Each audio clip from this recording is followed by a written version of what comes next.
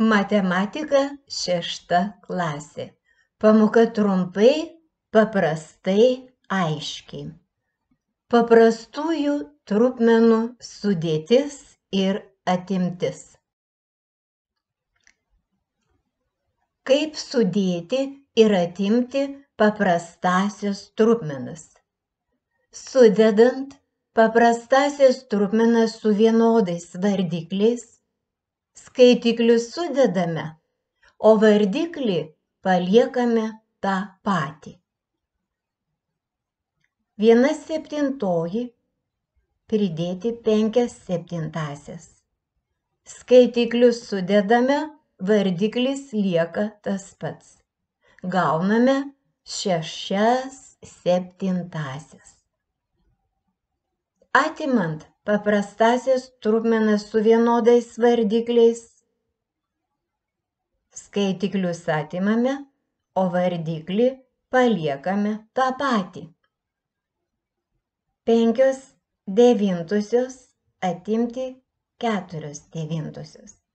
Skaitiklius atimame, vardiklis lieka tas pats. Gauname 1/9.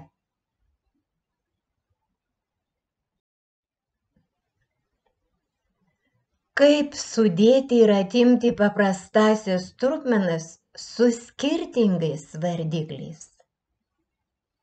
Sudedant ir atimant paprastąsias trupmenas su skirtingais vardikliais, jas subendravardikliname. Prie 1/3 pridėti 2/5. Bendras vardiklis 15. Subendravardiklinus gauname prie 5/15 pridėti 6/15. Skaitiklius sudedame, vardiklis lieka 15. Gauname 11/15. Iš 8/9 atimti 2/3. Bendras vardiklis 9. Subendravardiklinus gauname iš 8/9 atimti 6/9. Skaitiklius atimame, vardiklis lieka 9. Gauname 2/9. Ko mokės? Sudėti ir atimti paprastąsias trupmenas. Pritaikyti pagrindinę paprastosios trupmenos savybę. Padalinus arba padauginus trupmenų skaitiklį ir vardiklį iš to paties skaičiaus, trupmenos reikšmė nepasikeičia. Žvilgtelk dar atgal. Perskaityk ne vieną kartą. Įsimink. Kaip sudėti ir atimti paprastąsias trupmenas? Atsakyk į pateiktus klausimus. Kaip sudėti ir atimti paprastąsias trupmenas su vienodais vardikliais?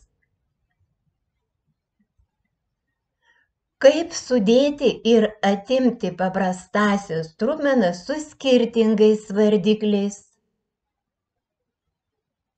Kodėl sudedant ir atimant paprastąsias trupmenas, kurių vardikliai yra skirtingi, jas subendravardikliname?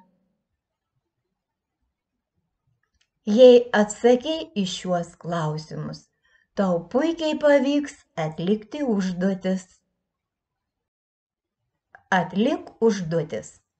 Sudėk ir atimk paprastąsias trupmenas.